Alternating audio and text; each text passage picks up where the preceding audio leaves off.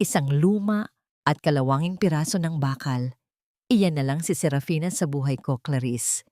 Wala na siyang silbi, kundi ang panatilihin ang kinang ng pangalan ng Villacorta habang dahan-dahan nating kinukuha ang lahat mula sa kanya. Ang boses na yon, ang boses na dati ay nagpapatulog sa kanya sa gabi sa pamamagitan ng mga pangako ng pag-ibig, ay tila isang matalim na balisong na humiwa sa pandinig ni Serafina. Nakatayo siya sa madilim na pasilyo, suot ang isang kupas at maluwag na uniforme ng janitera na amoy chlorine at pagod. Ang kanyang mga kamay, na dati ay tanging mga mamahaling alahas lang ang hinahawakan, ngayon ay mahigpit na nakakapit sa hawakan ng isang maruming mop. Sa loob ng opisina, narinig niya ang malanding hagik-gik ni Clarice, ang babaeng pinagkatiwalaan niya sa departamento ng marketing. Kailan mo ba siya tuluyang itatapon, Daniel? Sawang-sawa na ako sa pagtatago. Gusto ko nang isuot ang mga diamanteng iniingatan niya sa vault na yon. Konting tiis na lang, mahal ko. Sagot ni Daniel at ramdam ni Serafina ang nangiti sa boses ng kanyang asawa. Kapag napirmahan na niya ang mga bagong investment papers na inihanda ko, wala na siyang magagawa. Akala niya ay para sa expansion ng kumpanya ang mga iyon. Pero sa huli, maiiwan siyang nakatayo sa gitna ng kalsada na walang kahit isang kusing. Serafina felt her world tilt. Ang timba ng tubig sa kanyang paanan ay tila naging isang malalim na balon ng kawalan. Sa loob ng balde, ang tubig na may halong sabon ay dahan-dahang gumagalaw, lumilikha ng maliliit na alon na tila sumasalamin sa gulo sa loob ng kanyang dibdib. Hindi siya makahinga. Ang bawat salitang lumalabas sa bibig ni Daniel ay tila mga pako na ibinabaon sa kanyang bungo. Tiningnan ni Serafina ang sariling refleksyon sa salamin ng pintuan ng opisina. Sino ang babaeng ito? Ang buhok niya ay nakatali ng isang simpleng panyo. Ang kanyang muka ay walang kolorete. At ang kanyang mga mata ay puno ng pait na hindi maipaliwanag. Kaninang umaga lang, nagluto pa siya ng paboritong adobo ni Daniel. Iniisip na ang panlalamig nitong mga nakaraang buwan ay dala lamang ng pagod sa trabaho.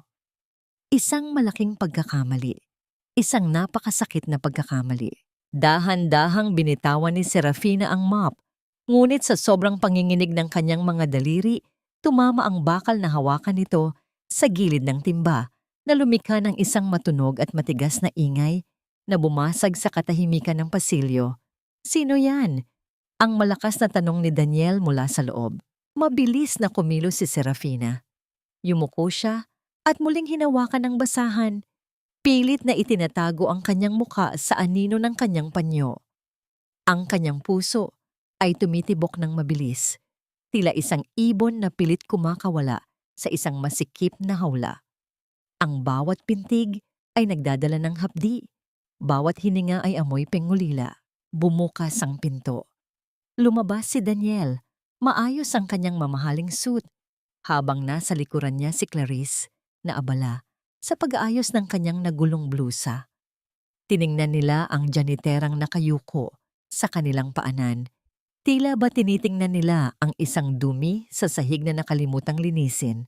Ayusin mo ang trabaho mo, Manang. Ang malamig na utang ni Daniel.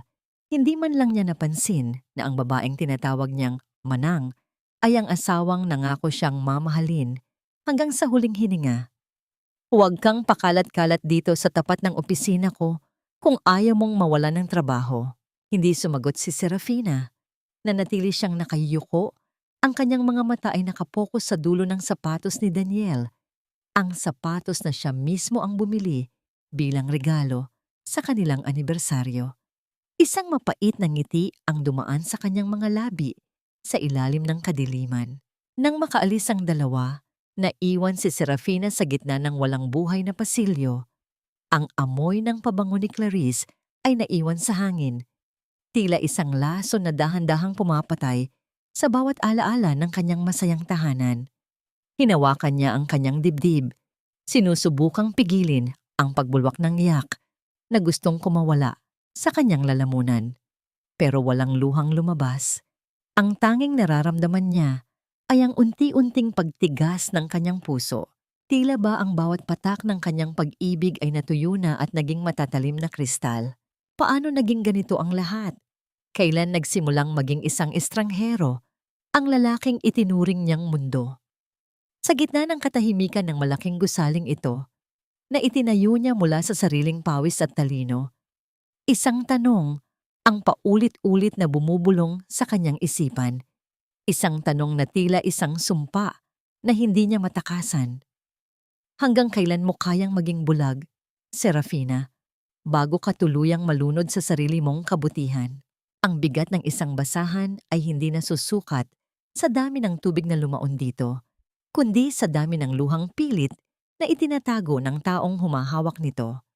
Para kay Serafina, ang basahang hawak niya ay tila naging kasing bigat ng isang semento, lalo na nang makita niyang muling papalapit ang 2 taong sumira sa kanyang mundo. Oh my God, Daniel! Look at my shoes! May putik na agad dahil sa basang sahig na yan. Ang boses ni Clarice ay tila matalas na kuko na kumakalmot sa katahimikan ng pasilyo. Tumigil siya sa tapat mismo ni Serafina na noon ay abala sa paglilinis ng gilid ng mga paso ng halaman. Sadyang itapak ni Clarice ang kanyang mamahaling high heels, isang pares na alam ni Serafina na nagkakahalaga ng kalahating buwan ng sweldo ng isang ordinaryong empleyado sa gitna ng basang bahagi ng sahig. Ang kulay kape at malagkit na putik mula sa labas ay humalo sa malinis na tubig na lumikha ng isang pangit na mantsa sa puting tiles. Hoy, janitera! Sigaw ni Clarice habang nakapamewang. Bingi ka ba? Tingnan mo ang ginawa mo sa sapatos ko. Kaka-order ko lang nito sa Paris, tapos dudumihan mo lang? Dahan-dahang lumingon si Serafina, nananatiling nakayuko upang ang anino ng kanyang panyo ay tuluyang tumakip sa kanyang mga mata. Nakita niya ang binti ni Daniel na tumabi kay Clarice. Ang lalaking dati ay tinitingala niya bilang protektor ay nakatayo lang doon, walang bahid ng awa sa mukha. Hayaan mo na yan, Clarice, sabi ni Daniel sa tono na tila ba ang isang janitera ay hindi tao, kundi isang kasangkapan lamang. Linisin mo yan, manang.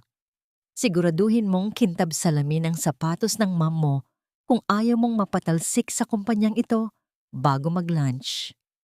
Parang may humalong lason sa dugo ni Serafina. Ma'am, ang babaeng ito na walang ibang ginawa, kundi ang mang-akit ng asawa ng iba, ang tinatawag ni Daniel na ma'am sa loob mismo ng gusaling pagmamay-ari niya. Walang imik na lumuhod si Serafina sa harap ni Clarice.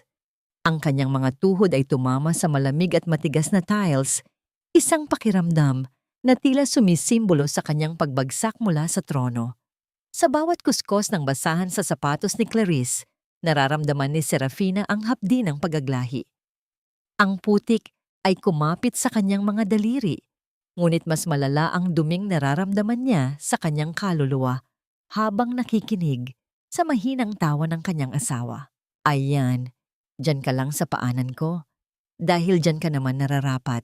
Bulong ni Clarice, sapat lang para marinig ni Serafina habang si Daniel ay abala sa pagsagot sa isang text message. Ang mga gaya mo ay parang alikabok lang sa kumpanyang ito. Isang hipi lang, mawawala na. Hinawakan ni Serafina nang mas mahigpit ang basahan. Gusto niyang sumigaw.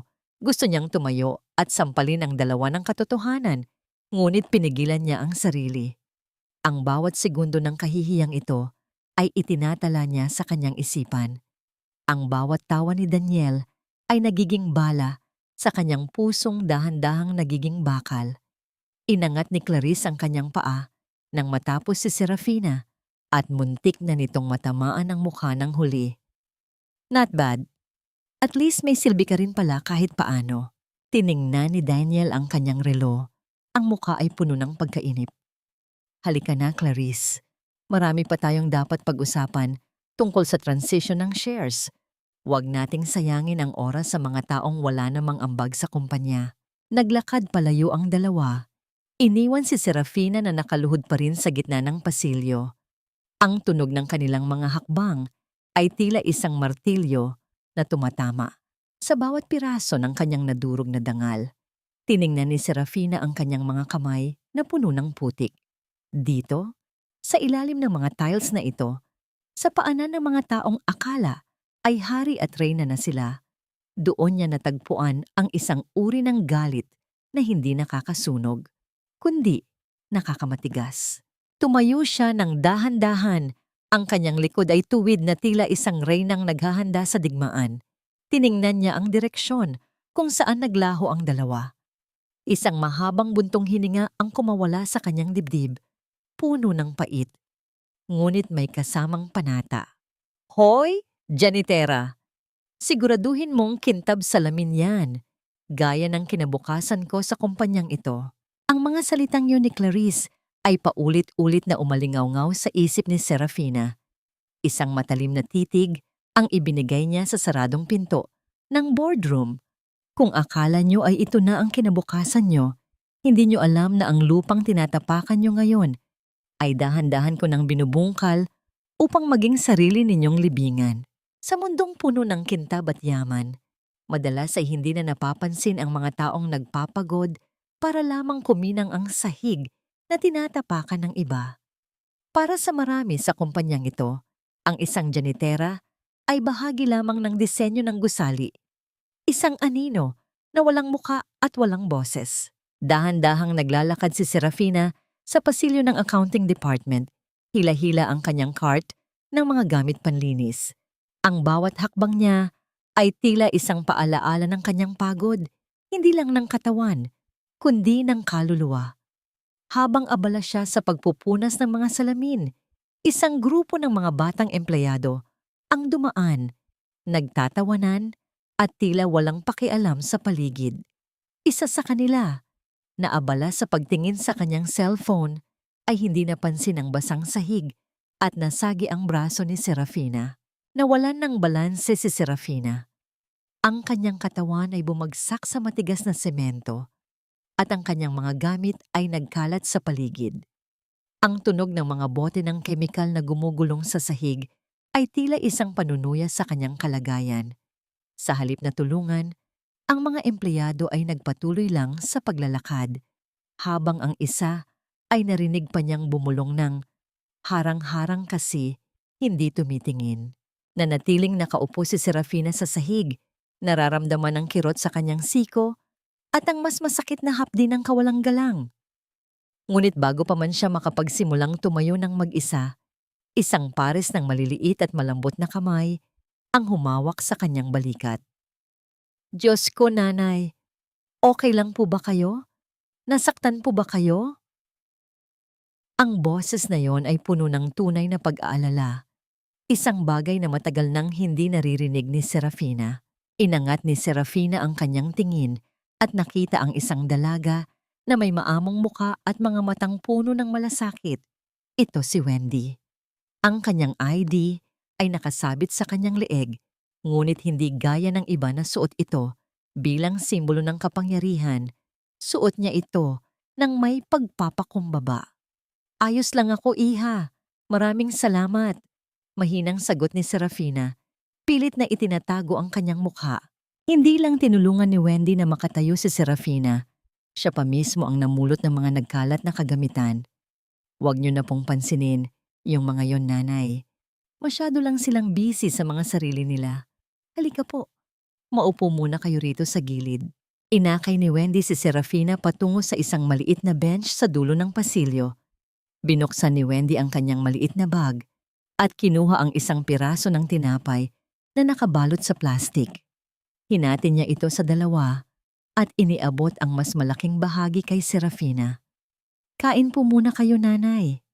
Alam ko pong kanina pa kayo naglilinis at hindi pa kayo nag-aalmusal. Pasensya na po. Ito lang ang kaya kong ibahagi. Nakangiting sabi ni Wendy. Tinitigan ni Serafina ang tinapay. Sa loob ng maraming taon, kumain siya sa mga pinakamahal na restaurant sa mundo. Ngunit ang maliit na pirasong ito ng tinapay, mula sa isang estranghero, ay tila pinakamasarap na pagkaing natikman niya. Ang bawat kagat ay may lasa ng katapatan. Sa puntong ito, hindi si Serafina ang makapangyarihang CEO. Siya ay isang matandang babaeng nagugutom, hindi lang sa pagkain, kundi sa pagmamahal. Bakit mo ito ginagawa, Iha? Isang janitera lang naman ako. Tanong ni Serafina. Ang kanyang boses ay bahagyang nangangatog. Ngumiti si Wendy, isang nangiting nagmula sa puso. Dahil tao rin po kayo, nanay. At kahit ano pa ang trabaho natin, pare-pareho lang tayong lumalaban para sa pamilya natin. Ang nanay ko po sa probinsya, ganyan din kasipag sa inyo. Kaya tuwing nakikita ko kayo, naaalala ko siya. Na ito ay tumagos sa baluti ng puso ni Serafina. Naramdaman niya ang isang uri ng utang na loob na hindi nababayaran ng pera. Ang kabutihang ito ni Wendy ay nagsilbing liwanag sa madilim na pasilyong kinalalagyan niya. Ngunit ang liwanag na yon ay tila biglang naglaho nang tumunog ang cellphone ni Wendy. Nakita ni Serafina ang biglang pagbabago sa mukha ng dalaga. Ang kaninang masayang ngiti ay napalitan ng takot at pait. Mabilis na nagpaalam si Wendy, bakas ang kaba sa bawat hakbang. Dahil sa kuryosidad at malasakit, dahan-dahang sumunod si Serafina. Natagpuan niya si Wendy na nakaupo sa isang madilim na sulok ng hagdanan, nakasandalang ulo sa pader, habang ang mga balikat ay gumagalaw sa bawat hikbi. Ang tunog ng kanyang pag-iyak ay tila isang munting huni ng ibong may sugat. Diyos ko, saan po ako kukuha ng pambayad sa ospital? Bulong ni Wendy sa gitna ng kanyang pagluha. Hawak ang isang papel na tila isang billing statement. Wala na po kaming pera. Lord, tulungan niyo po ako. Nakatayo si Serafina sa anino, nakikinig sa bawat hagulgol ni Wendy. Ang puso niya na dati ay puno ng galit para sa kanyang asawa, ngayon ay napuno ng matinding habag para sa dalagang ito. Saan kukuha si Wendy ng perang pambayad sa ospital sa gitna ng isang kumpanyang pinamamahalaan ng mga taong walang puso? At ano ang gagawin ni Serafina ngayong alam na niya ang bigat na pinapasan ng tanging taong nagpakita sa kanya ng tunay na malasakit? Wala akong pakialam kung ilang babae ang pagsilbihan mo sa kama, Daniel. Ang mahalaga sa akin ay ang mga pirma ni Serafina. Huwag mong hahayaang mabulok ang yaman ng mga Villacorta dahil lang sa paglalaro mo. Ang mga salitang iyon, na binigkas ng may kakaibang lamig at awtoridad, ay hindi nanggaling sa isang kaaway, kundi sa babaeng itinuring ni Serafina na pangalawang ina, si Doña Pilar. Nakatayo si Serafina sa likod ng makapal na kurtina ng private lounge sa loob ng kumpanya. Hawak ang isang basahan at bote ng pang-spray. Ang bawat tibok ng kanyang puso ay tila isang mabigat na tambol na nagbababala ng panganib. Sa loob ng silid, maririnig ang marahang tunog ng porselana na dahan-dahang inilapag sa lamesa. Isang senyales na si Doña Pilar ay kalmado. Tila ba ang pinag-uusapan nila ay tungkol lamang sa negosyo at hindi tungkol sa pagsira sa buhay ng kanyang sariling mena. Masyado siyang mapagtiwala, Mama, sagot ni Daniel. At bakas sa kanyang boses ang isang uri ng pagmamayabang na nakakapanghina ng tuhod. Akala niya ay ginagawa ko ang lahat para sa amin ni Santiago. Konting lambing ko lang, pipirma na yon sa merger documents bukas. Hindi niya alam na ang merger na yon ang huling pako sa kabaong ng kanyang kapangyarihan. Napahawak si Serafina sa kanyang lalamunan. Ang hanging kanyang nilalanghap ay tila naging siksik at puno ng lason ang mansyong Villacorta, ang mga hapunan tuwing linggo, at ang mga ngiti ni Doña Pilar. Lahat ng iyon ay isa lamang palang dambuhalang palabas. Sa loob ng maraming taon, nanirahan siya sa gitna ng mga lobong nagpapanggap na tupa. Siguraduhin mo lang, muling sabi ni Doña Pilar. Ang boses ay walang bakas ng pag-aalinlangan. Hindi ako papayag na ang kumpanyang itinaguyod ng pamilya natin ay manatili sa kamay ng isang babaeng galing sa putik. Serafina served her purpose. Ngayong maayos na ang pundasyon, panahon na para ibalik ang Villacorta Holdings sa tunay na may-ari. Naramdaman ni Serafina ang panginginig ng kanyang buong katawan. Ang putik na binabanggit ni Doña Pilar ay yaman, ang kanyang pinagmulan, ang simpleng pamilya na pinaghirapan niyang iangat. Akala niya ay tinanggap siya ng matanda dahil sa kanyang talino at pagmamahal sa pamilya. Ngunit ang lahat ay isa lamang palang transaksyon. Sa kanyang kinatatayuan, nakita ni Serafina sa gilid ng kurtina ang isang lumang litrato sa ibabaw ng side table. Litrato yon ng kanilang pamilya noong binyag ni Santiago. Doon, nakayakap sa kanya si Doña Pilar habang nakangiti ng matamis. Na dati ay pinakaiingatan niya, ngunit ngayon ay tila isang madilim na biro na humihiwa sa kanyang puso. Ang pagtataksil ng asawa ay masakit, ngunit ang basbas ng biyenan sa kataksilang yon ay isang uri ng sugat na hindi kailanman maghihilom. Dahan-dahang lumabas si Serafina sa likod ng kurtina bago pa siya makita ng dalawa. Naglakad siya palayo, hila-hila ang kanyang cart ng panlinis habang ang bawat hakbang niya ay tila nabaon sa isang malalim na hukay ng pait. Hindi na siya umiyak. Ang kanyang mga mata, na dati ay puno ng liwanag, ngayon ay naging kasing dilim ng gabi bago ang isang malakas na bagyo. Narinig niya ang huling pangungusap ni Daniel bago tuluyang sumara ang pinto ng lounge. "Huwag kang mag-alala, Mama. Mapapapirma ko rin ang bobong babaeng yon. Sa tingin niya, mahal ko pa siya." Huminto si Serafina sa dulo ng pasilyo. Tinitigan niya ang kanyang refleksyon sa malaking salamin ng lobby. Hindi na janitera ang nakikita niya, kundi isang babaeng handang sunugin ang buong mundo para lang protektahan ang kanyang dangal at ang kinabukasan ng kanyang anak. Hanggang kailan mo kayang magtiis, Serafina, kung ang mismong mga taong pinoprotektahan mo ang siyang humuhukay ng sarili mong libingan?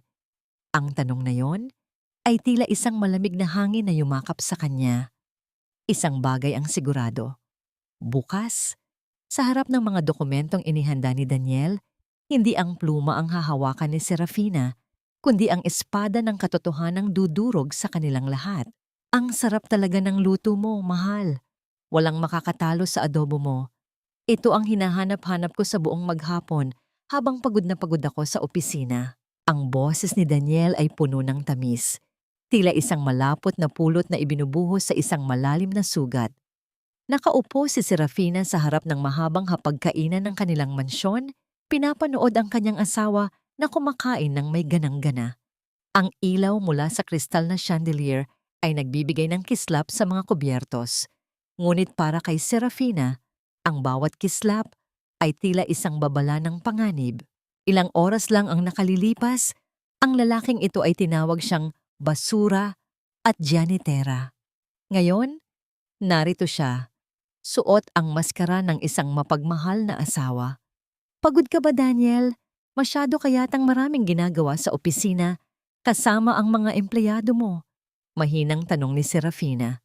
Ang kanyang tinig ay kalmado, ngunit ang kanyang mga kamay sa ilalim ng lamesa ay mahigpit na nakakuyom hanggang sa bumaon ang kanyang mga kuko sa kanyang palad.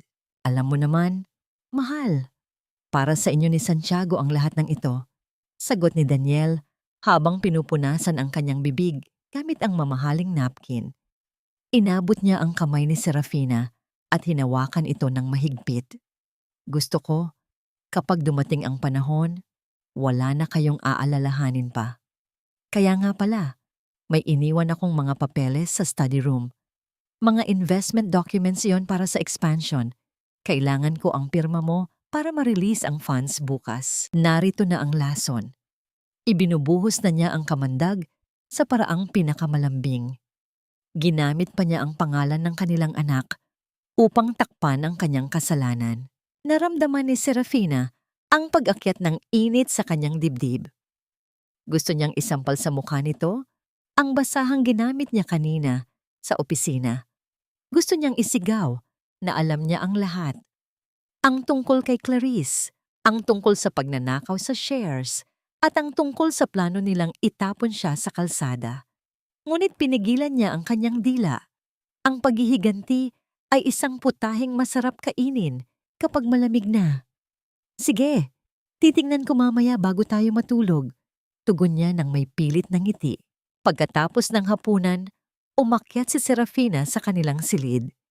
Ang bawat hakbang sa engrandeng hagdanan ay tila isang pasanin. Ang mansyong ito, na dati ay simbolo ng kanilang tagumpay, ngayon ay tila isang malaking kabaong na gawa sa ginto. Pumasok siya sa loob ng kanilang kwarto at naupo sa gilid ng kama. Ang amoy ng kwarto ay pamilyar. Amoy ng mamahaling pabango ni Daniel. Ngunit may iba pang amoy na humahalo sa hangin.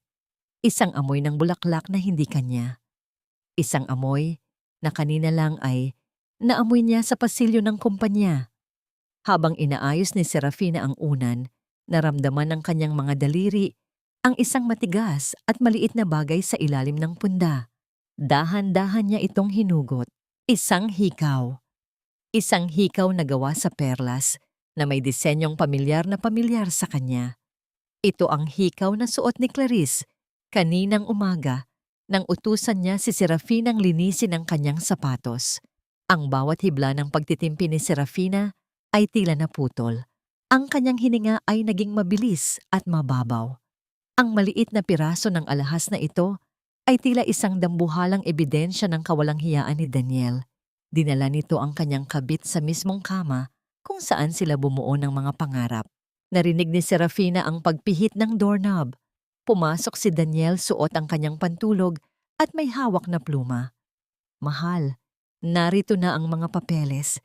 Pirmahan mo na para bukas ay maayos na ang lahat, sabi ni Daniel habang papalapit sa kanya. Tiningnan ni Serafina ang hikaw sa kanyang palad. Pagkatapos ay tumingin siya sa mga mata ni Daniel. Ang pluma sa kamay ng kanyang asawa ay tila isang patalim na handang itusok sa kanyang puso. Daniel! Simula ni Serafina, ang kanyang boses ay nanginginig sa pagitan ng galit at pait. Bakit parang may ibang amoy sa kwarto natin? At bakit may naiwang dumi sa ilalim ng unan ko? Tumigil si Daniel sa kanyang paglalakad. Ang kanyang mukha ay bahagyang namutla, ngunit mabilis din itong napalitan ng isang mapang-uyam na ngiti. Ano bang pinagsasabi mo, Serafina? Masyado ka lang sigurong pagod. Pirmahan mo na ito. Itinago ni Serafina ang hikaw sa loob ng kanyang palad. Isang matalim na desisyon ang nabuo sa kanyang isipan. Pipirmahan ba ni Serafina ang mga dokumentong magiging huling hakbang sa kanyang pagbagsak? O ang hikaw na hawak niya ang magiging mitya ng isang apoy na tutupok sa lahat ng kasinungalingan ni Daniel? Masyadong malinis ang pangalan ng batang iyon. Panahon na para madumihan ang kanyang mga kamay. Dahil sa mundong ito, ang mga inosente ang unang kinakain ng sistema. Ang tinig ni Daniel ay tila isang malamig na bulong mula sa impyerno habang naglalakad siya sa loob ng accounting department sa gitna ng katahimikan ng gabi. Nakatago si Serafina sa dilim, sa likod ng isang malaking cabinet ng mga file. Hawak ang kanyang basahan na tila ba yun ang tanging bagay na nagpapanatili sa kanyang balanse. Ang tanging liwanag sa silid ay nagmumula sa mga streetlight sa labas na nagbibigay ng mahahabang anino sa sahig. Pinanood ni Serafina ang kanyang asawa. Ang lalaking dati ay hinahangaan niya dahil sa pagiging matapat ay dahan-dahang lumapit sa locker ni Wendy. May hawak siyang isang makapal na sobrang kulay kape. Isang sobrang alam ni Serafina na naglalaman ng perang kinuha ni Daniel mula sa pondo ng kumpanya upang tustusan ang luho nila ni Clarice. Gamit ang isang duplicate na susi, dahan-dahang binuksan ni Daniel ang locker ni Wendy. Ang tunog ng bakal na dahan-dahang bumubukas ay tila isang hiyaw ng katarungan sa pandinig ni Serafina. Nakita niya kung paano maingat na inilagay ni Daniel ang sobre sa ilalim ng mga personal na gamit ni Wendy, sa tabi ng isang luma at kupas na litrato ng may sakit na ina ng dalaga. Na ito ay nagdulot ng matinding hapdi sa puso ni Serafina. Sa tabi ng ebidensya ng krimen ni Daniel ay ang tanging inspirasyon ni Wendy para magtrabaho ng tapat. Ang pagtataksil ni Daniel ay hindi lang sa kanya. Ito ay isang pagtataksil sa bawat taong nagsusumikap ng parangal sa kumpanyang ito. Ayan, bulong ni Daniel. habang isinasara ang locker. Bukas, ikaw ang magiging mukha ng pagnanakaw sa Villacorta Holdings, Wendy Morales. At ako ang lalabas na bayani na nakahuli sa'yo. Gusto ni Serafina na lumabas mula sa kanyang pinagtataguan. Gusto niyang sumigaw at ituro ang asawa. Ang kanyang mga kamay ay nanginginig sa matinding galit at ang kanyang lalamunan ay tuyong-tuyo. Ngunit alam niyang hindi pa ito ang tamang panahon. Kung lalabas siya ngayon, siya ang magmumulang baliw. Kailangan niya ng mas matibay na ebidensya. Kailangan niyang hayaang mahulog si Daniel sa sarili nitong bitag. Habang naglalakad palayo si Daniel, naririnig ni Serafina ang tunog ng mga yabag ng sapatos nito na tila isang martilyo na tumatama sa bawat pangarap ni Wendy. Nang tuluyang mawala ang asawa, lumabas si Serafina mula sa anino. Nilapitan niya ang locker ni Wendy at dahan-dahang hinawakan ang malamig na bakal nito. Nararamdaman niya ang bigat ng kasalanang hindi kanya. Nararamdaman niya ang takot na mararamdaman ni Wendy bukas kapag ang lahat ng mata ay nakatingin na sa kanya bilang isang magnanakaw. Patawad, Wendy. Mahinang bulong ni Serafina sa hangin. Kailangan nating pagdaanan ito para tuluyang malinis ang kumpanyang ito mula sa mga linta. Ngunit bago pa man makahakbang palayo si Serafina, ang katahimikan ng gabi ay biglang nabasag ng isang malakas at awtoritadong boses mula sa labas ng pintuan. Ang tunog ng mga susi na tumatama sa isa't isa ay umalingaw-ngaw sa buong palapag. Lock check. May report na may pumasok na hindi awtorisado sa accounting. Buksan ang lahat ng ilaw. Ang liwanag ay biglang bumitaw sa bawat sulok ng silid na nagdulot ng pansamantalang pagkabulag kay Serafina. Nanlaki ang kanyang mga mata nang makita ang mga security guard na papalapit, kasama ang isang taong hindi niya inaasahan. Ang bitag ba ni Daniel ay hindi lang para kay Wendy, kundi para rin sa janiterang nakatayo sa gitna ng ebidensya? Sino ang tunay na magnanakaw sa mata ng mga taong ang nakikita lang ay ang dumi sa labas at hindi ang linis ng loob? Magnanakaw! Isang linta na nagtatago sa likod ng maamong mukha. Ang sigaw ni Clarice ay tila isang malakas na sampal na yumanig sa buong accounting department. Ang umaga na dapat ay simula ng pag-asa ay naging isang madilim na bangungot para kay Wendy. Nakatayo siya sa gitna ng silid, pinaliligiran ng mga empleyadong dati ay kasama niya sa tawanan. Ngunit ngayon ay may mga matang puno ng panghuhusga ba pandidiri. Nakatago si Serafina sa gilid ng pader. Hawak ang kanyang basahan na tila ba iyon ang tanging sandata niya laban sa kawalang katarungan. Ang kanyang puso ay nadudurog sa bawat panginginig ng mga balikat ni Wendy. Hindi po ako magnanakaw. Ma'am, sir, wala po akong kinalaman sa perang sinasabi niyo. Ang pagsamo ni Wendy ay tila isang munting tinig na nalulunod sa gitna ng malakas na bagyo. Ang kanyang mga kamay ay nakakuyom at ang kanyang mukha ay basang-basa na ng luha. Lumapit si Daniel. Suot ang kanyang maskara ng pagiging isang kagalang-galang na pinuno. Ang kanyang boses ay kalmado ngunit bawat salita ay may dalang lason. Ang ebidensya ang nagsasalita, Wendy. Binuksan ng security ang locker mo sa harap ng maraming saksi. Ang sobreng naglalaman ng nawawalang pera ng kumpanya ay nahanap sa ilalim mismo ng iyong mga gamit.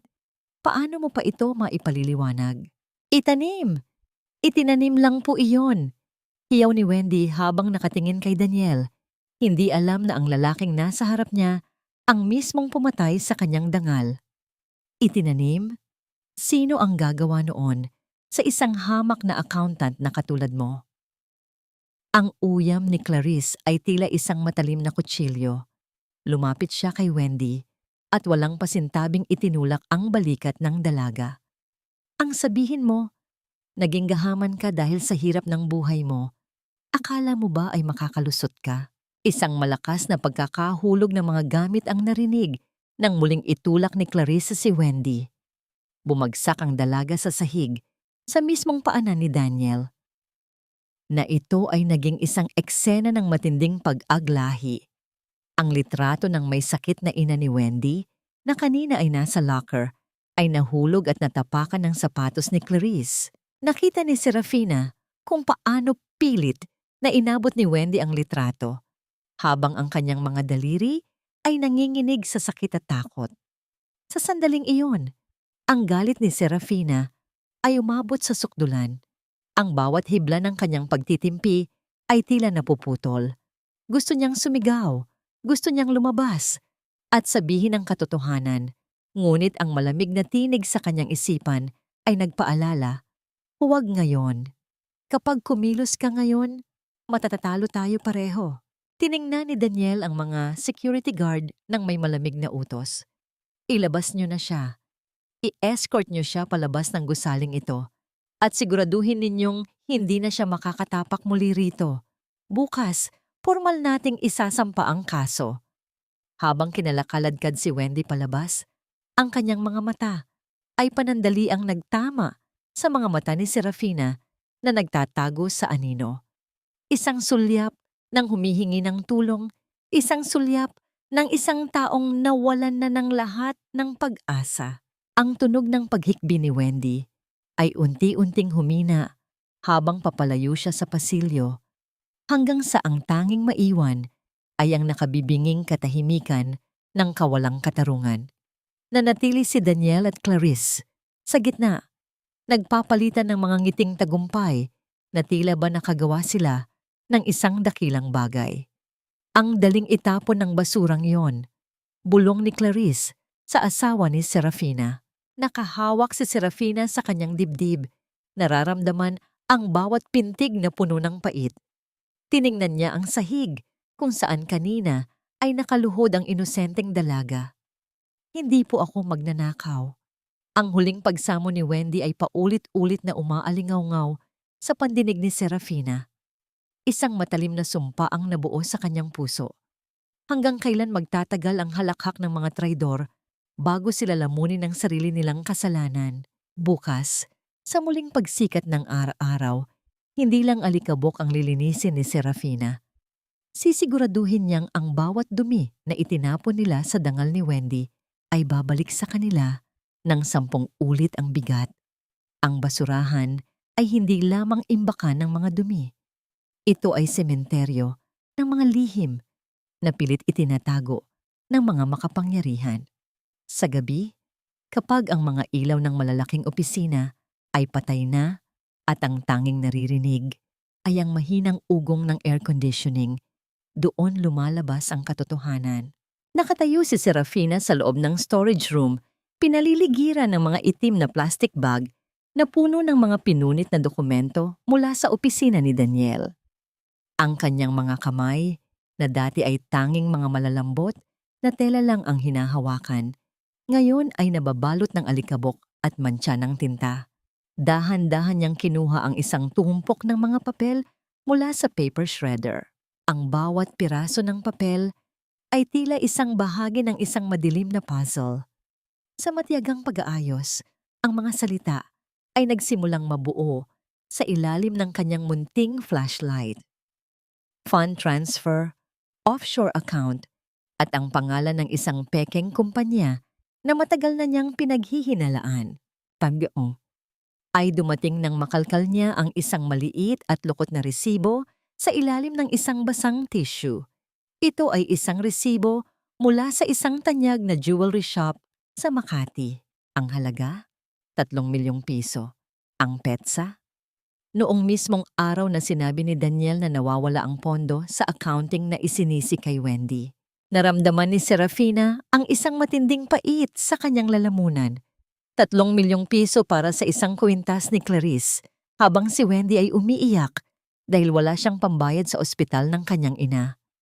Ang pera ng kumpanya, ang perang pinaghirapan ni Serafina na itaguyod, ay ginagamit ng kanyang asawa upang tustusan ang kasalanan. Ganito ka ba kadesperado, Daniel? Mahinang bulong ni Serafina.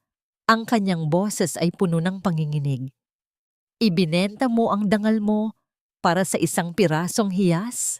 Inilagay ni Serafina ang resibo at ang mga piraso ng dokumento sa loob ng kanyang nakatagong bulsa sa ilalim ng kanyang uniforme. Alam niyang ito na ang huling piraso ng ebidensya na kailangan niya. Hindi sapat ang video ng kanilang pagtataksil. Kailangan niya ng patunay ng pagnanakaw upang tuluyang mapabagsak ang imperyong itinayo ni Daniel sa kasinungalingan.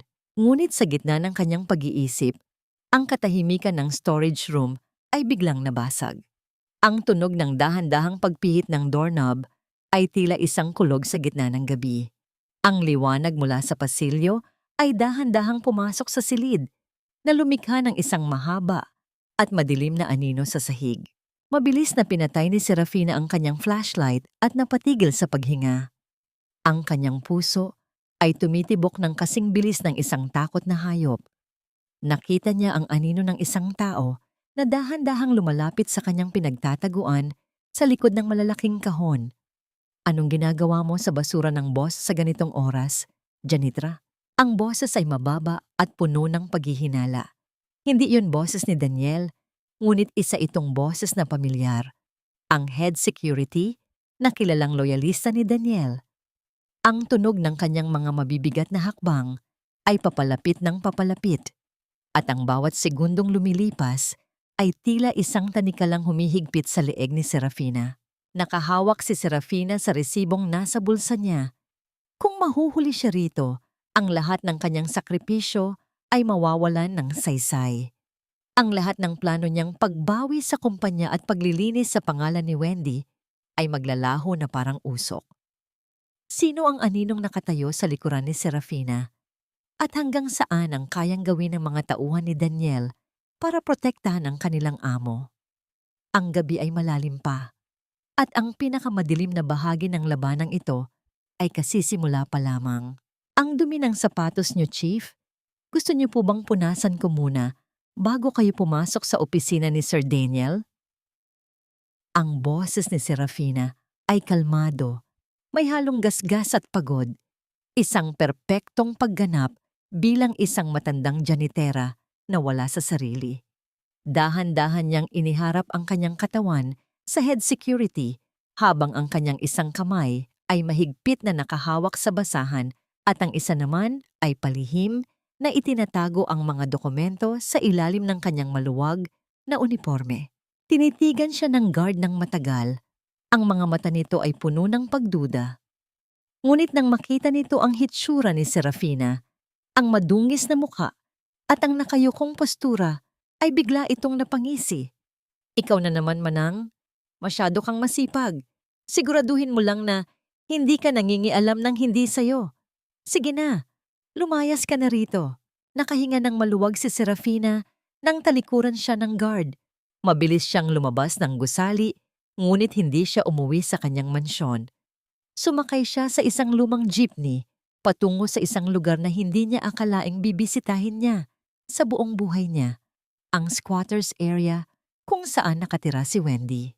Ang amoy ng basa at bulok na basura, ang tunog ng mga patak ng ulan sa mga butas-butas na yero, at ang dilim ng mga makikitid na eskinita ay tila isang malakas na sampal sa katotohanan para kay Serafina. Dito ba nakatira ang tanging taong nagpakita sa kanya ng kabutihan? Natagpuan niya ang dampa ni Wendy. Sa loob, sa ilalim ng isang aandap-andap na bumbilya, nakita niya si Wendy na abala sa pag-aayos ng basang bimpo sa noo ng kanyang matandang ina. Na ito ay tumagos sa puso ni Serafina. Walang mamahaling gamit, walang kintab ng ginto, pero ang silid ay puno ng isang uri ng yaman na wala sa kumpanya niya, ang wagas na pagmamahal. Patawad, Nay, bulong ni Wendy habang umiiyak. Nawalan ako ng trabaho. Hindi ko alam kung saan ako kukuha ng pambili ng gamot niyo bukas. Gustong pumasok ni Serafina at ibigay ang lahat ng pera sa kanyang wallet. Ngunit pinigilan niya ang sarili. Ang tulong na ibibigay niya ay dapat maging permanente, hindi lang panandalian. Habang dahan-dahan siyang umaalis sa lugar na yon, isang pamilyar na tunog ang nagpahinto sa kanya. Ang tunog ng isang makina ng mamahaling kotse. Isang tunog na hindi nararapat sa gitna ng maruming eskinita. Nagtago si Serafina sa likod ng isang malaking bariles ng tubig. Nakita niya ang isang itim na SUV na nakaparada sa dilim. Bumukas ang pinto at lumabas ang isang babaeng nakasuot ng makapal na coat at sunglasses, si Clarice.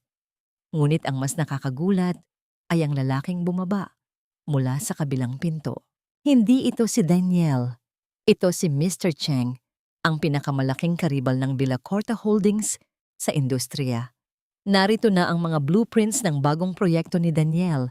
Narinig ni Serafina ang boses ni Clarice na ngayon ay puno ng pagtataksil. Kapag bumagsak ang pirma ni Serafina sa merger, ibibigay mo sa akin ang kalahati ng komisyon at hahayaan mong malugi ang kumpanya nila. Naramdaman ni Serafina ang panlalamig ng kanyang buong pagkatao. Ang kataksilan ni Daniel ay tungkol sa laman at pera, ngunit ang kataksilan ni Clarice ay tungkol sa tuluyang pagwasak sa lahat ng pinaghirapan niya. Hindi lang pala siya pinapalitan sa puso ng asawa niya. Unti-unti na rin palang ibinebenta ang kanyang dangal sa mga kaaway. Nakatayo si Serafina sa gitna ng dilim at putik ng squatters area, habang ang ulan ay dahan-dahang bumubuhos sa kanyang mukha. Hawak niya ang mga ebidensya sa kanyang bulsa, at ang bagong impormasyong ito ay tila isang apoy na nagningas sa kanyang kaluluwa. Ano ang mas masakit?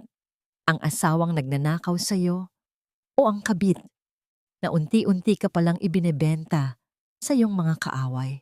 Habang umaalis ang SUV ni Clarice, isang matalim na tingin ang ipinukol ni Serafina sa naglalahong ilaw ng kotse. Ang labanang ito ay hindi na lang tungkol sa isang pusong sawi.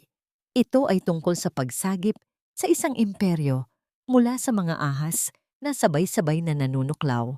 Ang gabi ay tila isang malaking kumot na bumabalot sa dambuhalang gusali ng Villacorta Holdings.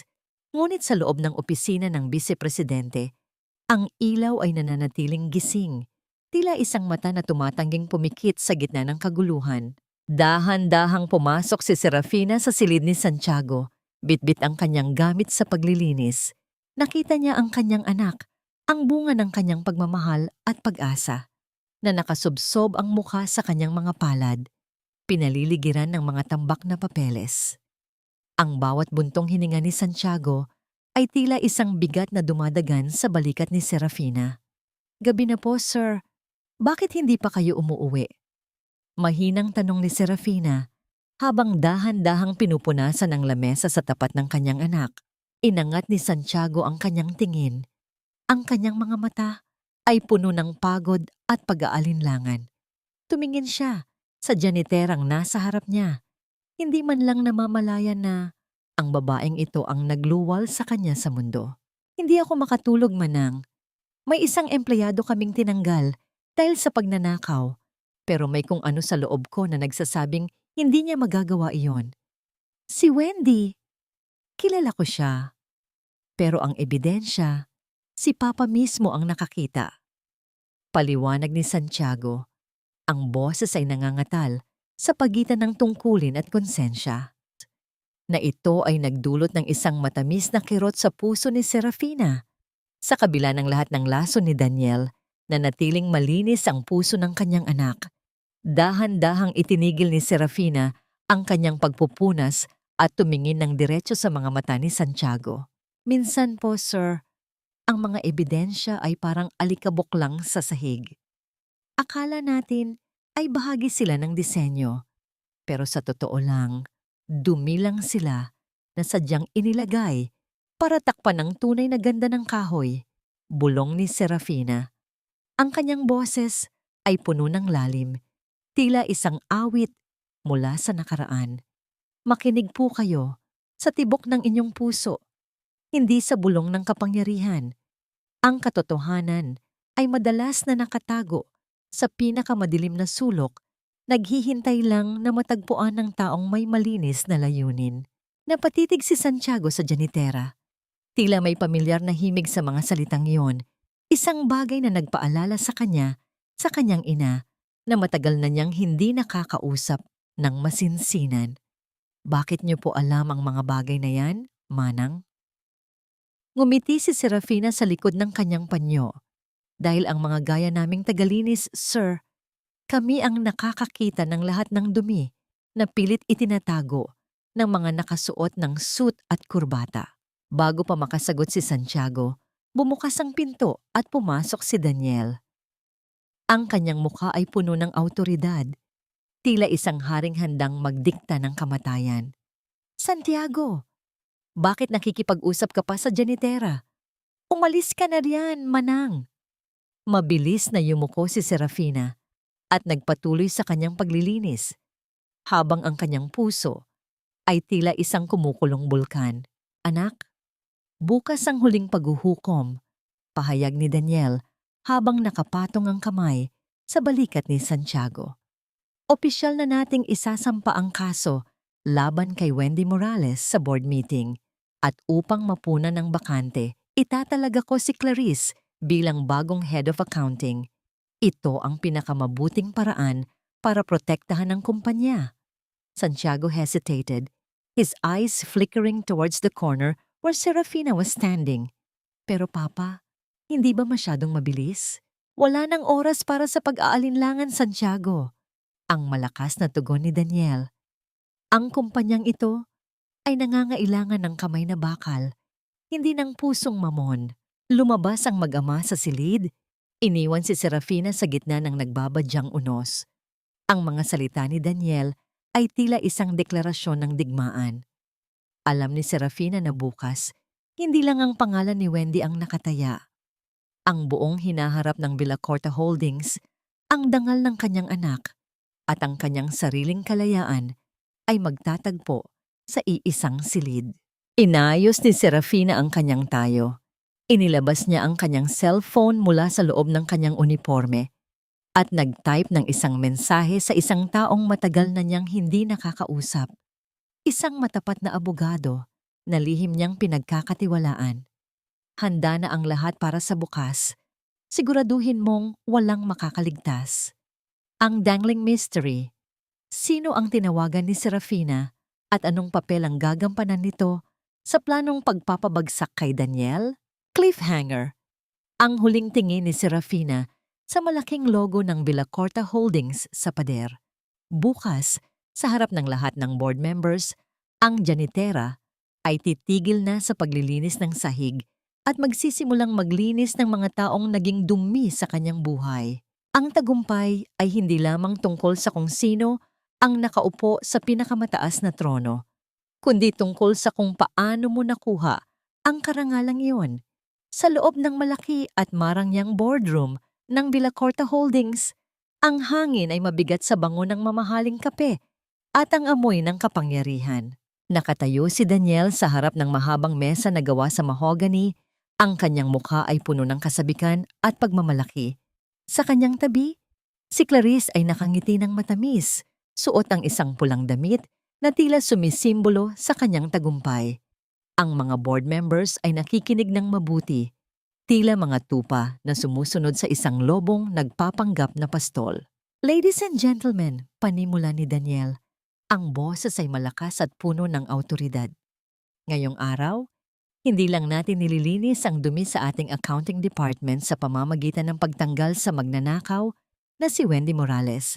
Ngayon din natin sisimulan ang isang bagong yugto sa pamamagitan ng pagtatalaga kay Clarice Del Rosario bilang ating bagong head of accounting.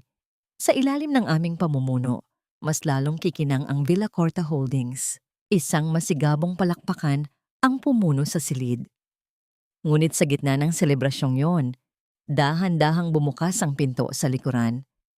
Ang tunog ng mga gulong ng isang cleaning cart ay dahan-dahang gumapang sa makapal na carpet na lumikha ng isang hindi kanais-nais na ingay sa gitna ng formalidad. Lahat ng mata ay lumingon sa pintuan. Pumasok ang janitera, si Serafina. Nakayuko siya, hawak ang kanyang mop, at tila walang pakialam sa mga taong nakatingin sa kanya nang may pagtataka at galit. "Hoy! Anong ginagawa mo rito?" Sigaw ni Clarice. Ang kanyang boses ay tila isang matalas na pito. "Hindi mo ba nakikita na may board meeting? Lumabas ka rito ngayon din." Hindi tumigil si Serafina.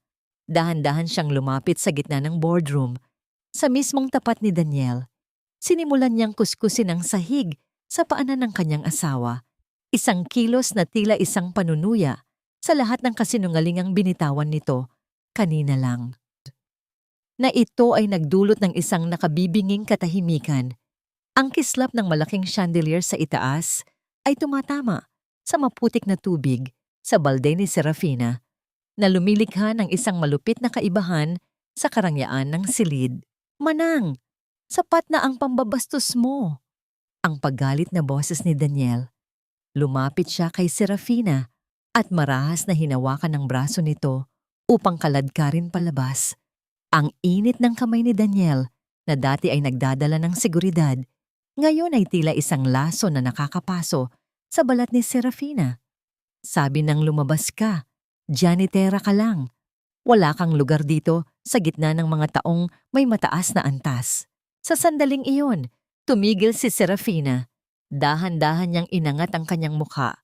Inalis niya ang panyong nakatali sa kanyang ulo na nagpabagsak sa kanyang mahaba at makintab na buhok.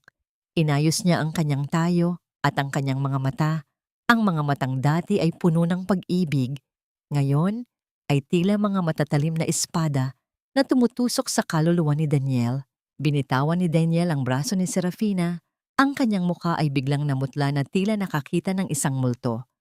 Ang mga board members ay napasinghap at si Clarice ay halos mapatayo sa kanyang kinaupuan. Bitawan mo ang braso ko, Daniel. Ang boses ni Serafina ay galing sa ilalim ng kanyang dibdib, malamig, autorisado, at puno ng kapangyarihan. Hindi mo ba nakikilala ang asawang ninanakawan mo sa loob ng maraming taon? Ang mga salitang iyon ay tila isang malakas na kulog na yumanig sa buong gusali. Ang janitera, na kanina lang ay hinahamak nila, ay nakatayo na ngayon ng may dignidad na mas mataas pa sa sinumang nasa loob ng silid. Serafina, bulong ni Daniel. Ang kanyang boses ay nanginginig sa takot. Anong ibig sabihin nito? Ang ibig sabihin nito, Daniel? Sabi ni Serafina habang dahan-dahang humahakbang patungo sa gitna ng mesa, ay tapos na ang palabas mo. Ang duming pilit mong itinago sa ilalim ng mga carpet na ito. Ako mismo ang naglinis at nag-ipon upang ipakita sa buong mundo. Isang malaking projector screen sa likuran ni Serafina ang biglang bumukas na nagpapakita ng isang video na hindi kailanman inakala ni Daniel na mapapanood ng lahat. Ano ang nilalaman ng video na magpapabagsak sa lahat ng plano ni Daniel at paano tatanggapin ni Santiago ang katotohanan tungkol sa kanyang sariling ama? Ang tunay na bagyo ay kasisimula pa lamang at sa pagkakataong ito, walang silong na makakapagligtas sa mga traidor. Huwag kayong maniwala sa kanya. Isang malaking kasinungalingan ang lahat ng ito. Manipulado ang videong iyan. Ang sigaw ni Daniel ay umalingaw-ngaw sa buong boardroom. Ngunit sa pagkakataong ito, ang kanyang boses ay hindi na puno ng awtoridad, kundi ng desperasyon. Ang kanyang mukha na dati ay laging maayos at kagalang-galang ay basang-basa na ng pawis. At ang kanyang mga mata ay nanginginig sa takot habang nakatingin sa malaking screen sa likuran ni Serafina. Sa screen, malinaw na nakikita ang bawat detalye. Hindi lang ang mainit na pagtatalik ng mga labi nina Daniel at Clarice sa loob ng opisina, kundi ang mas mahalagang ebidensya, ang video kung saan dahan-dahang binubuksan ni Daniel ang locker ni Wendy at inilalagay ang sobre ng pera. Ang bawat kilos niya ay kitang-kita, tila isang magnanakaw na nahuli sa aktwal. Nakahawak si Serafina sa gilid ng mahabang mesa. Ang kanyang mga daliri ay mariing nakadiin sa kahoy. Ang kanyang puso ay tila isang dagat na nagpupuyos sa galit, ngunit ang kanyang mukha ay nanatiling kasing lamig ng yelo. Pinanood niya kung paano unti-unting gumuho ang mundo ng lalaking minahal niya ng higit sa kanyang sarili. Ang teknolohiya ay hindi nagsisinungaling, Daniel. Ang malamig na tinig ni Serafina. Ipinakita mo sa lahat kung paano mo dinala ang dumi sa loob ng kumpanyang ito. Hindi si Wendy ang magnanakaw. Ikaw ang nagnakaw sa kumpanya. Nagnakaw sa dangal ng isang inosenteng empleyado. at nagnakaw sa tiwalang ibinigay ko sa iyo. Napatingin ang lahat kay Clarice na noon ay tila isang estatwang hindi makagalaw. Ang kanyang pulang damit na kanina ay simbolo ng tagumpay. Ngayon ay tila naging kulay ng kanyang kahihiyan. Sinubukan niyang magsalita, ngunit walang tunog na lumabas sa kanyang lalamunan, kundi ang munting huni ng takot. Sa gitna ng kaguluhang ito, tumayo si Doña Pilar. Ang matanda ay tila isang reynang nawalan ng korona. Lumapit siya kay Daniel ng may mabibigat na hakbang. Ang bawat tunog ng kanyang baston sa carpet ay tila isang hatol ng kamatayan. Nang makalapit, walang pasintabing itinaas ni Doña Pilar ang kanyang kamay at ibinigay ang isang malakas na sampal sa kanyang sariling anak. Ang tunog ng palad na tumama sa pisngi ni Daniel ay bumasag sa katahimikan ng silid. Ngunit alam ni Serafina ang totoo. Hindi sinampal ni Doña Pilar ang anak dahil sa pagsisisi, kundi dahil sa kahihiyang idinulot nito sa pangalan ng pamilya at dahil sa katangahan nitong mahuli. Wala kang kwentang anak. Ang mariing bulong ni Doña Pilar, habang ang kanyang mga mata ay nananatiling nakatuon sa mga board members upang isalba ang kanyang sariling dangal. Sinisira mo ang lahat ng pinaghirapan ko. Napalingon si Serafina kay Santiago. Ang kanyang anak ay nakaupo sa dulo. Ang mukha ay nakasubsob sa kanyang mga palad. Na ito ay nagdulot ng isang matinding hapdi sa dibdib ni Serafina. Ang makita ang pagkadurog ng puso ng kanyang anak, ang pinakamahirap na bahagi ng kanyang plano. Lumapit siya kay Santiago at dahan-dahang ipinatong ang kanyang kamay sa balikat nito. Naramdaman niya ang panginginig ng katawan ng anak. Bulong ni Santiago, ang boses ay puno ng luha. Patawad po. Naging bulag din ako. Humarap muli si Serafina kay Daniel at Clarice. Inilabas niya ang isang makapal na folder mula sa ilalim ng kanyang cleaning cart at inihagis ito sa gitna ng mesa. Hindi lang video ang hawak ko. Narito ang lahat ng audit reports na ginawa ko habang nagpapanggap akong janitera. Narito ang mga resibo ng alahas na binili mo gamit ang pondo ng kumpanya at ang mga transaksyon mo kay Mr. Cheng upang ibenta ang aming mga blueprints. Ang pangalang Mr. Cheng ay tila isang bomba na sumabog sa loob ng boardroom. Ang mga board members ay nagsimulang magbulungan ng may galit.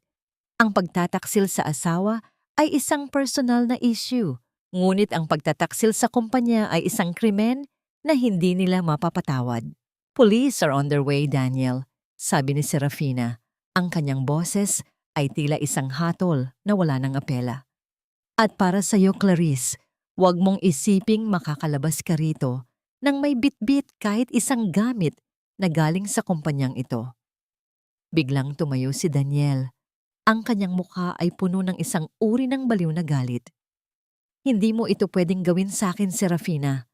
Akin ang kumpanyang ito. Ako ang nagpatakbo nito. Dahan-dahang lumapit si Serafina sa kanya. Ang boses ay naging isang mahinang bulong na tila isang hininga ng kamatayan sa pandinig ni Daniel. Ikaw ang nagpatakbo, pero ako ang nagmamay-ari. At ngayong araw, ang diyaniterang minaliit mo ang siyang magwawalis sa'yo palabas sa sarili mong buhay. Habang naririnig ang papalapit na tunog ng sirena ng pulis sa ibaba ng gusali, isang matalim na ngiti ang sumilay sa mga labi ni Serafina. Ngunit sa gitna ng kanyang tagumpay, nakita niya si Doña Pilar na may kinakausap sa kanyang cellphone ng palihim. Ang mga mata ay nakatingin ng matalim sa kanya. Ano ang huling alas na itinatago ni Doña Pilar? At handa ba si Serafina na harapin ang huling hamon ng matandang kasing bagsik ng isang ahas? Ang paglilinis ay hindi pa tapos hanggat hindi nabubunot ang mismong ugat ng kasamaan. Ang posas na yan, ang tanging hiyas na nararapat sa iyo, Daniel. Mas bagay iyan sa iyong mga kamay kaysa sa gintong relo na ako rin naman ang bumili. Ang tinig ni Serafina ay tila isang hatol na nanggagaling sa kailaliman ng isang pusong matagal na nagtiis. Sa loob ng boardroom, Ang katahimikan ay nabasag lamang ng pagpasok ng mga pulis. Ang tunog ng mga bakal na posas na dahan-dahang isinasara sa mga kamay ni Daniel ay tila isang musika sa pandinig ni Serafina. Isang malungkot, ngunit kinakailangang himig ng katarungan. Tumingin si Daniel sa kanyang mga kamay. Ang kanyang mukha ay puno ng matinding pait at hindi makapaniwalang ekspresyon. Serafina, asawa mo ako. Hindi mo ba naisip si Santiago? Gusto mo bang makita ng anak natin na ang tatay niya ay kinakaladkad ng mga pulis? Humarap si Serafina sa kanya. Ang kanyang mga mata ay walang kahit isang bakas ng pag-aalinlangan. Ikaw ang hindi nag-isip sa anak natin noong dinala mo ang babaeng iyan sa ating kama. Ikaw ang hindi nag-isip sa kanya noong nagnakaw ka sa kumpanyang magsisiguro sa kanyang kinabukasan. Huwag mong gamitin ang anak ko para itago ang iyong mga kasalanan. Sa tabi niya, si Clarice ay nagsimulang magwala. Bitawan niyo ako. Wala akong ginawa. Si Daniel ang nag-utos sa akin. Biktima lang din ako rito. Sigaw niya habang sinusubukang kumawala sa hawak ng mga awtoridad. Tiningnan siya ni Serafina nang may matinding pandidiri. Biktima? Ang isang biktima ba ay nakikipagsabwatan sa kaaway upang ibenta ang kumpanya? Ang isang biktima ba ay naninira ng dangal ng isang inosenteng empleyado? Ang tanging biktima rito, Clarice, ay ang iyong sariling pagkatao na nilamon na ng inggit at kasakiman. Inutusan ni Serafina ang head security na buksan ang lahat ng pintuan ng bawat palapag. Gusto niyang makita ng bawat empleyado ang pagbagsak ng mga taong nagmalupit sa kanila. Habang kinakaladkad sina Daniel at Clarice sa mahabang pasilyo, ang mga empleyado ay nagsimulang lumabas mula sa kanilang mga cubicle. Ang bawat bulong, ang bawat tingin ng pangungutya mula sa mga taong dati ay tinatapakan nila ay naging isang mabigat na pasanin para sa dalawa. Ay nangyari nang makatapat sila sa elevator. Doon ay nakatayo ang mga janitress na dati ay kinukutya ni Clarice. Isa sa kanila ang lumapit at tahimik na inabot ang isang basahan kay Clarice. Ma'am, baka po kailangan niyo ito para punasan ang dumi sa mukha niyo. Mahirap po kasing tanggalin ang mantsa ng kataksilan. Humarap naman si Doña Pilar kay Serafina. Ang kanyang mukha ay puno ng puot. Akala mo ba ay nanalo ka na, Serafina? Sinisira mo ang pangalan ng mga Villacorta. Ako ang nagpasok sa iyo rito at ako rin ang magtatanggal sa iyo. Lumapit si Serafina sa matanda. Ang kanyang boses ay naging isang pabulong na tila isang hininga ng kamatayan. Doña Pilar, ang pangalan ng Villacorta ay matagal nang nadumihan ng inyong mga lihim. Ang kumpanyang ito ay hindi sa inyo, kundi sa mga taong nagpapagal dito ng may katapatan. Kung gusto niyo po akong tanggalin, subukan niyo po. Pero baka mas mabilis pang mawala ang inyong shares kapag nalaman ng publiko ang inyong pakikilahok sa mga offshore accounts ni Daniel. Natahimik ang matanda. Ang kanyang mga labi ay nanginginig sa galit at takot. Napagtanto niya na ang janiterang minaliit niya ay may hawak na mas maraming alas kaysa sa kanya. Habang isinasakay sina Daniel at Clarice sa sasakyan ng pulis, ang huling sigaw ni Clarice ay umalingaw-ngaw sa labas ng gusali.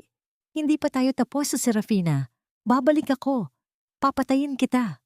Nanatiling nakatayo si Serafina sa harap ng dambuhalang gusali. Ang hangin ay humahampas sa kanyang mukha.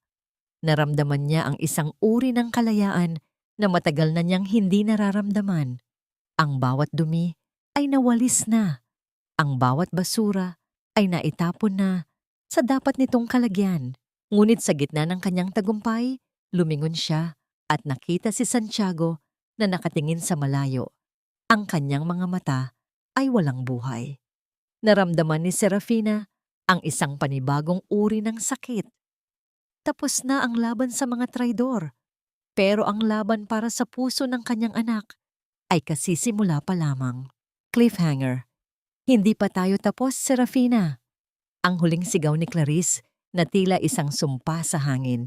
Sa kabila ng rehas, ano ang huling alas na itinatago ng isang babaeng wala nang mawawala? At paano haharapin ni Serafina ang galit at pagkadurog ng kanyang anak na ngayon ay tila itinuturing na siyang isang estranghero. Ang sugat sa balat ay dahan-dahang naghihilom, pero ang sugat sa dangal ay tila isang malalim na ukit sa bato na hindi kayang burahin ng simpleng panahon. Sa isang madilim at masikip na eskinita, kung saan ang amoy ng luma at basang semento ay nananatili sa hangin, doon natagpuan ni Serafina ang hinahanap niya. Nakatayo si Wendy sa tapat ng isang maliit na gripo, abala sa paglalaba ng ilang pirasong damit, habang ang kanyang mga mata ay walang kislap. Ang kanyang mga balikat ay tila bumagsak na sa bigat ng mundong kanyang pinapasan. Nang marinig ang tunog ng isang sasakyan na huminto sa dulo ng eskinita, hindi man lang siya lumingon. Para sa kanya, wala nang darating na magandang balita. Wendy, mahinang tawag ni Serafina. Nabitiwan ni Wendy ang hawak na sabon. Dahan-dahan siyang lumingon at nang makita ang babaeng nakatayo sa kanyang harap, hindi na ang janitera, kundi ang makapangyarihang Serafina Villacorta, ay biglang nanginig ang kanyang mga labi. Ang takot at pait ay muling bumalong sa kanyang mga mata. Ma'am, bakit po kayo narito? Wala na po akong kinuha sa inyo. Maawa na po kayo. Huwag niyo na po kaming itaboy dito. Ang pagsamo ni Wendy, ang boses ay halos isang bulong na lamang. Hindi sumagot si Serafina. Sa halip lumapit siya at ginawa ang isang bagay na hindi inasahan ng sinuman. Humawak siya sa mga magagaspang at basang kamay ni Wendy at dahan-dahang yumukod, na ito ay nagpatahimik sa buong paligid. Ang reyna ng Villacorta Holdings ay nakayuko sa harap ng isang babaeng minaliit ng lahat. Patawad, Wendy, sabi ni Serafina. Ang boses ay puno ng tunay na pagsisisi. Patawad, dahil hinayaan kong madumihan ang iyong pangalan para lamang sa aking plano. Patawad dahil hindi kita agad na iligtas sa pang-aapi ng aking asawa. Narito ako hindi para itaboy ka, kundi para ibalik ang lahat ng inagaw sa iyo. Dinala ni Serafina si Wendy pabalik sa gusali ng kumpanya. Ngunit sa pagkakataong ito, hindi sila dumaan sa likurang pinto. Pumasok sila sa main lobby, kung saan ang lahat ng empleyado ay nakatayo sa magkabilang panig ng pasilyo. Ang katahimikan ay puno ng tensyon at kuryosidad. Sa gitna ng lobby, huminto si Serafina at humarap sa lahat. Makinig kayong lahat. Ang babaeng nasa tabi ko, si Wendy Morales, ay biktima ng isang malupit na pakana. Siya ay inosente. At dahil sa kanyang katapatan at kabutihan sa gitna ng hirap, itinalaga ko siya bilang bagong head of finance ng Villacorta Holdings. Isang mahinang bulungan ang nagsimula, ngunit agad din itong napalitan ng isang masigabong palakpakan. Nakita ni Serafina ang pagtulo ng luha sa mga mata ni Wendy. Hindi na luha ng pait, kundi luha ng kalayaan. Lumapit si Santiago kay Wendy. Ang mukha ay puno ng hiya. Wendy, I'm so sorry. Naging mahina ako at naniwala sa maling tao. Sana ay bigyan mo ako ng pagkakataon na makabawi sa iyo bilang katrabaho at bilang kaibigan. Tumingin si Wendy kay Serafina at sa unang pagkakataon, nakita ni Serafina ang muling pagsilang ng pag-asa sa mga mata ng dalaga. Maraming salamat po, Ma'am Serafina. Akala ko po ay katapusan na ng lahat para sa amin. Ngumiti si Serafina. Isang ngiting umabot sa kanyang mga mata. Ang katapusan ng isang masamang panaginip ay ang simula ng isang magandang umaga, Wendy. Karapat-dapat ka sa kinalalagyan mo dahil ang puso mo ay nanatiling malinis kahit sa gitna ng putik. Habang pinapanood ni Serafina ang pagyakap ng kanyang mga empleyado kay Wendy, naramdaman niya ang isang uri ng kapayapaan sa loob ng kanyang dibdib. Ang kumpanya ay hindi na lamang isang gusali ng negosyo. Ito ay naging isang tahanan ng katotohanan. Ngunit nang maglakad si Serafina pabalik sa kanyang opisina, napansin niya ang isang sobrang itim na nakapatong sa kanyang lamesa. Walang pangalan ng nagpadala, ngunit ang amoy nito ay pamilyar. Ang amoy ng pabangong ginagamit ni Doña Pilar. Nang buksan niya ang sobre, Isang munting papel ang nalaglag. May nakasulat doon na isang pangalan at isang numero ng account sa bangko na matagal nang nakabaon sa nakaraan ni Serafina. Ang kanyang puso ay biglang tumibok ng mabilis. Ang paglilinis ba ay talagang tapos na? O may isang dumi pa mula sa sariling nakaraan ni Serafina na pilit na inilalabas ni Doña Pilar upang sirain ang kanyang bagong nahanap na kapayapaan? Ang isang janitera ay mananatiling janitera kahit balutin mo pa ng ginto ang kanyang katawan. Akala mo ba ay malilinis mo ang iyong nakaraan gaya ng paglilinis mo sa sahig na ito, Serafina?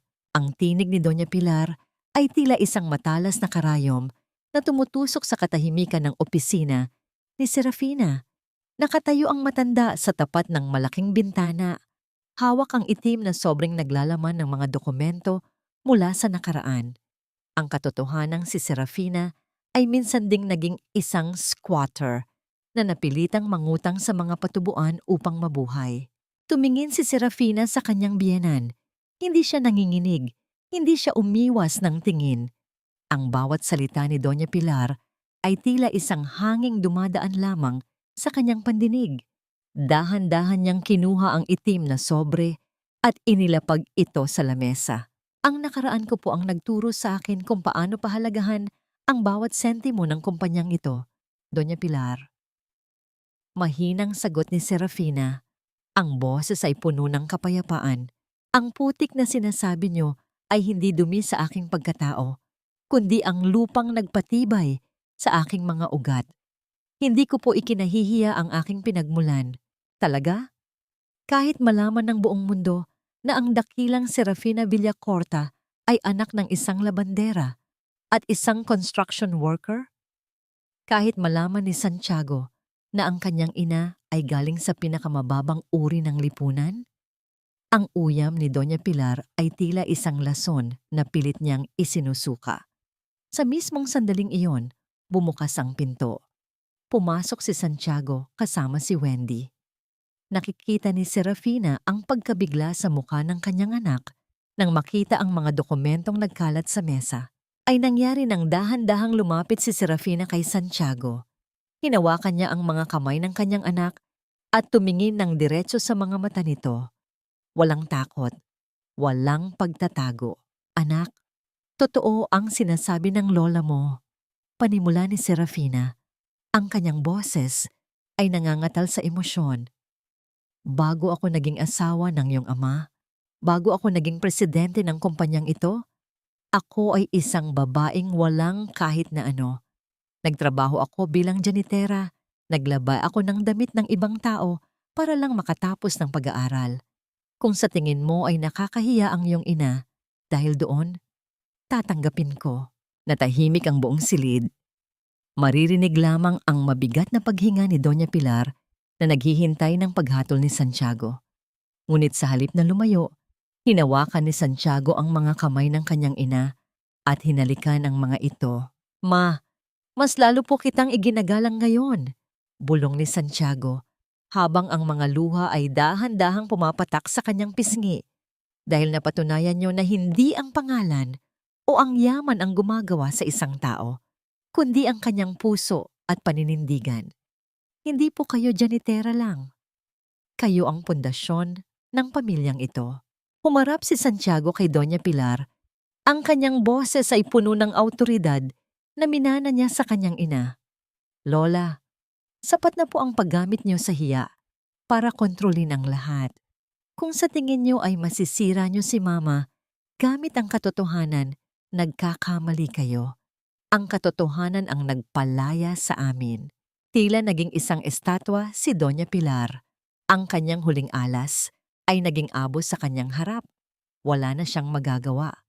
Ang kapangyarihan ng pagmamahal at pagtanggap ay mas malakas kaysa sa anumang itim na lihim. Inutusan ni Serafina si Wendy na ihanda ang isang press release, ngunit hindi para itago ang kanyang nakaraan, kundi para ipagmalaki ito. Ipaalam mo sa lahat, Wendy. Ang Villacorta Holdings ay pamumunuan ng isang babaeng marunong lumuhod sa sahig at marunong tumayo para sa katotohanan. Maglulunsad tayo ng scholarship program para sa mga anak ng ating mga janitera at maintenance staff. Dahil sa kumpanyang ito, ang bawat janitera ay may pagkakataong maging reyna. Nang makaalis si Doña Pilar, sa huling pagkakataon, naiwan si Serafina sa kanyang opisina. Tumingin siya sa labas ng bintana, sa abalang kalsada ng Maynila. Naramdaman niya ang isang uri ng kagaanan na tila isang ibong nakawala sa hawla. Binitawan niya ang kanyang mamahaling pluma at kinuha ang isang lumang panyo sa kanyang bulsa. Ang panyong suot niya noong siya ay nagpapanggap pang diyanitera. Isang mapait, ngunit matamis na alaala. Natapos na ang paglilinis. Wala na ang mga ahas, wala na ang mga linta, at wala na ang mga lihim. Ang sahig ng kanyang buhay ay malinis na, hindi dahil itinago niya ang dumi, kundi dahil hinarap niya ito ng may dangal. Nagawa mo na, Serafina. Pero sa likod ng malinis na sahig na ito, handa ka na bang harapin ang bukas nang walang kahit anong maskara? Ang huling tanong na yon ay tila isang malamig na hangin na yumakap sa kanya, dala ang pangako ng isang bagong simula na puno ng pag-asa at tunay na ligaya.